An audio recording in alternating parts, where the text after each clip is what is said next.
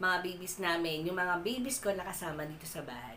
So, unang-unang, si Gustavo, siya yung unang-unang dinala ko sa vet. Nung in-update ko yung vaccine niya, record niya. So, ngayon si Gustavo ay 2.5 years old na. Going to 3 years na siya this end of the month. Ayan. Sumunod po si Taki. Yan, yung unang mga na-record ko si Taki. Sumunod po si Erin. Sumunod si Mikasa. Ayan. Mga cat namin yan, mga kasis. And then, sumunod si Tatsu, Mitsu, Queen. Ayan. So, sila po yung mga cats ko na na-update na sa clinic at saka si Seki. Ayan.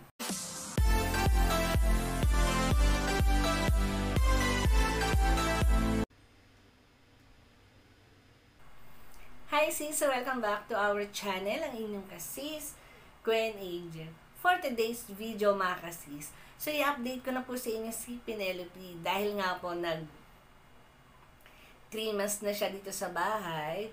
4 months po siya today dahil nga si Penelope, nang kinuha ko po siya ay 2 months and 5 days.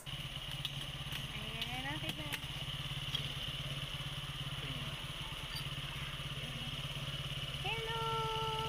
Parang naligo yata siya, no? Sige pa, sige pa.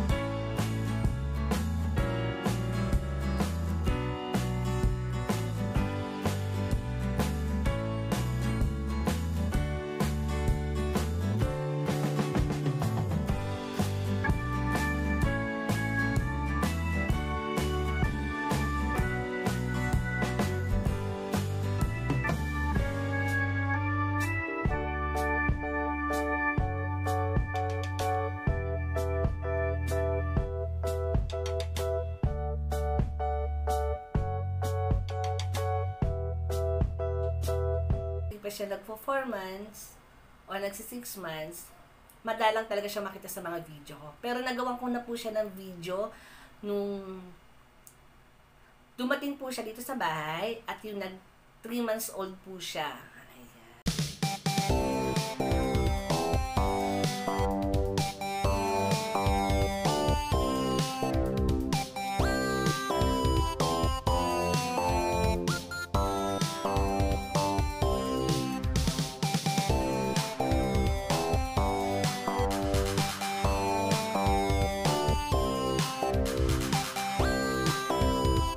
And then mga kasis, in-update ko na din yung kanyang mga record sa vet clinic. Although may dumating pong card from dun sa breeder, and then pina-update ko kagad yon. Mula nang nakuha ko si Penelope dun sa breeder, nag 1 week muna siya sa akin o more than a week bago ko muna siya dinala sa vet.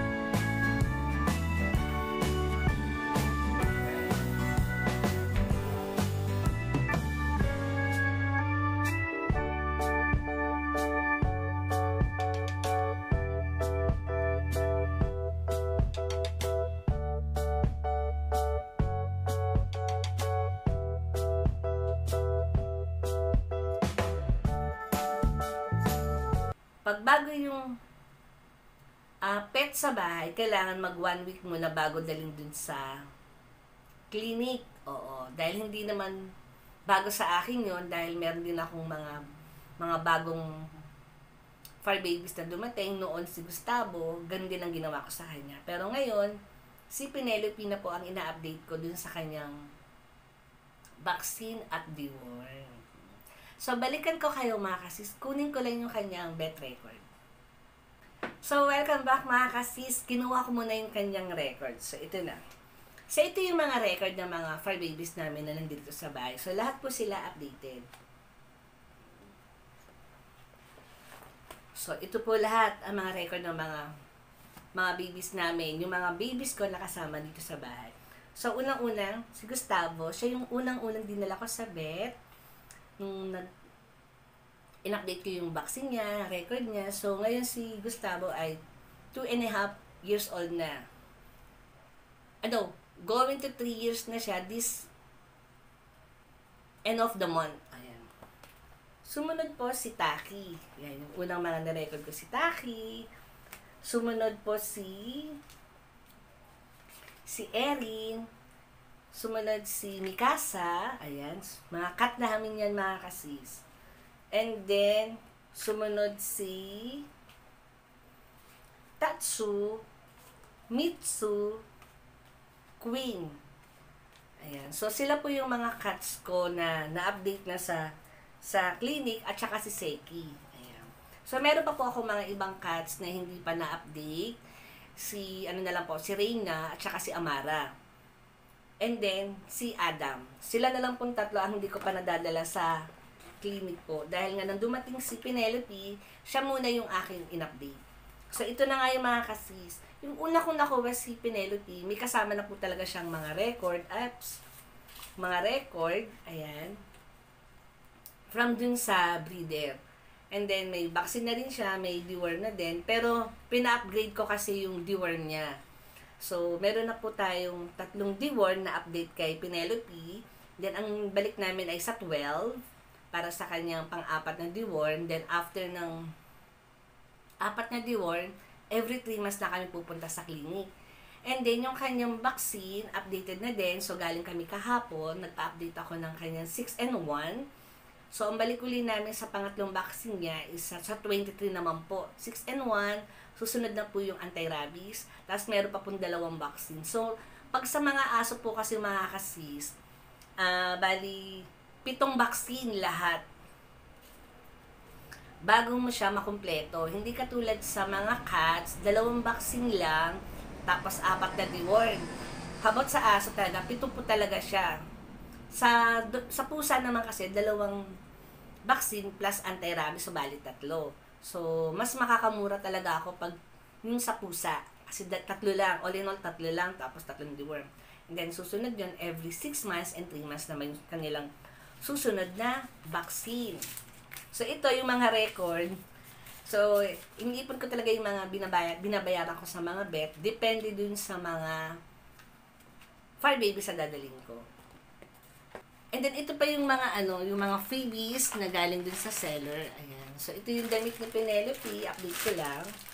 So, dito nakalagay yung kanyang record. Ayan. So, yung birthday ni Penelope is September 10, 2023.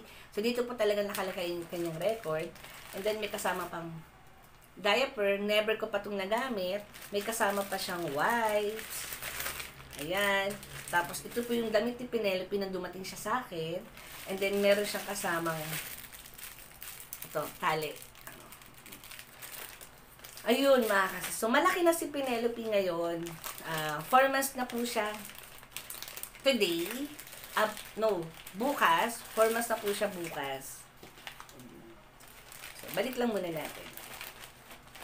Kaya bago dumating si Penelope dito sa bahay namin, pinagandaan ko talaga yung mga gagamitin niya, yung mga diaper, yung pee-pad, potting tray, tulugan niya, and then diaper, and then dog house, at saka mga toys. Oo.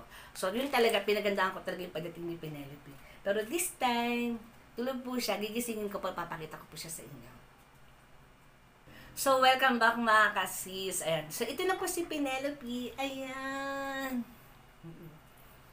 Ayan. Ang bigat niya. Ayan. So, 4 months na po siya tomorrow. Ayan. So, mayroon po ako mga video ipapakita. Yung mula nang dumating siya dito hanggang umabot siya ng 3 months. So, marami po siya mga video mula dun sa mga bet at dun sa mga deworm niya, sa vaccine niya. So, ito po si Penelope, malaki na po siya. So, ang timbang po ni Penelope ay 1.8 kahapon. So, ito bigat po niya. Ayan.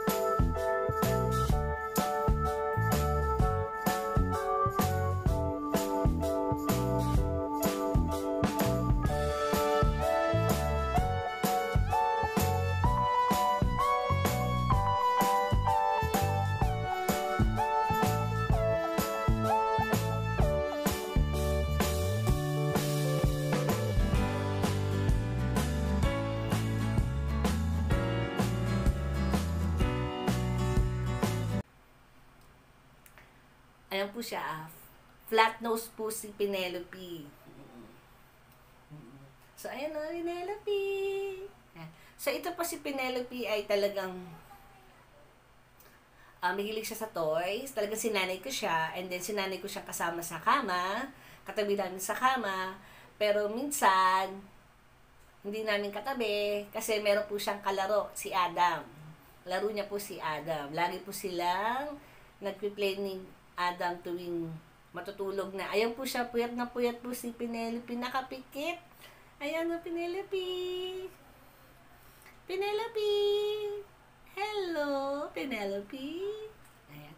So, yun lang mga kasis, kasi po tulog po si Penelope. Ginising ko lang siya para mapakita ko siya sa inyo. So, ayan, maraming salamat at sinamahan niyo ako sa update ni Penelope. So, 4 months na po siya tomorrow. Ayan. So, ay maraming salamat. So, don't forget to like and subscribe.